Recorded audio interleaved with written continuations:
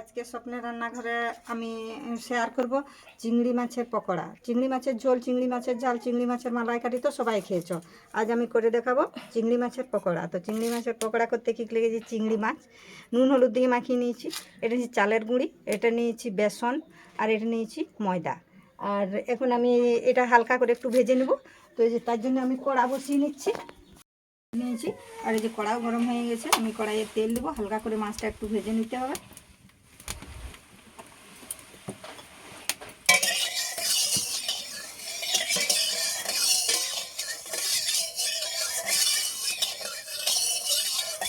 দেখতে পাচ্ছি তেল গরম হয়ে গেছে, এখন আমি চিংড়ি মাছগুলো দিয়ে দেবো।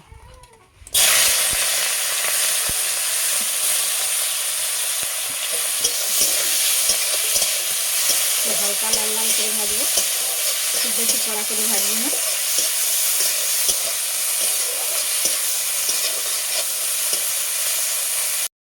বন্ধুরা হালকা ভাজা হয়ে গেছে, এটা এখন আমি তুলে নেবো, একটা বাটিতে তুলে নেবো।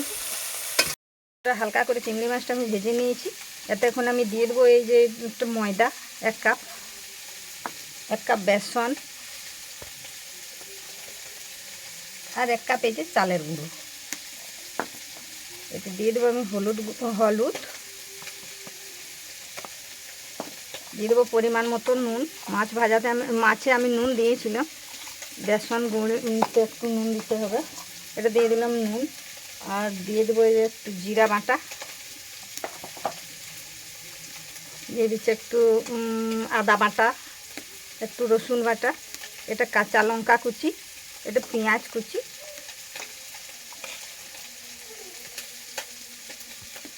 এটা আমি নানা রকম দিয়ে একটা মশলা করে নিয়েছিলাম, তেজপাতা, শুকনো লঙ্কা, পাঁচফোড়ন, কালো জিরা সব কিছু দিয়ে একটা ভাজা মশলা করে নিয়েছিলাম। দিয়ে দিচ্ছি আমি সেই মশলাটা, আর দিয়ে দিচ্ছি আমি একটু খাওয়া সোডা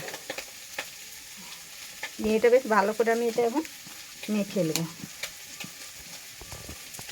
এই মেখে নিচ্ছি এইভাবে, কম কম করে জল দিতে হবে।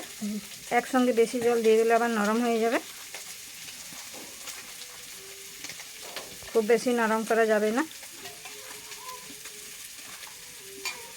আচ্ছা বন্ধুরা, আমি একটু লাল শুকনো লঙ্কা একটু আমি বেটে নিয়েছি, ওটাও একটু আমি মেখে দিচ্ছি, কারণ ওটা দেখতেও ভালো লাগবে, আর একটু ঝাল ঝাল হবেও, খেতেও ভালো লাগবে, তাই একটু আমি শুকনো লঙ্কা বেটে দিয়ে দিচ্ছি।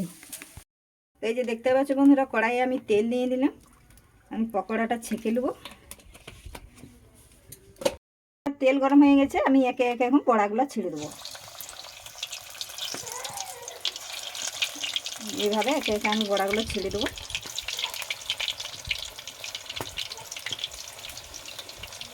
দেখতে পাচ্ছি বন্ধুরা কি সুন্দর লাল লাল করে পকোড়াগুলো ভেজে নিয়েছি। এখন আমি একটু ছেঁকে নেবো, হয়ে গেছে, এইভাবে ছেঁকে নেবো।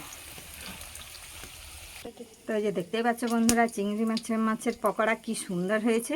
তো আমি অনেক দিন থেকে ভাবছিলাম যে আমি চিংড়ি মাছের পকোড়া আমার রান্নাঘরে শেয়ার করব।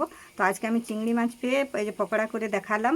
তো তোমরা তোমাদের বাড়িতে এইভাবে করবে আর খেয়ে দেখবে কি সুন্দর হয়েছে।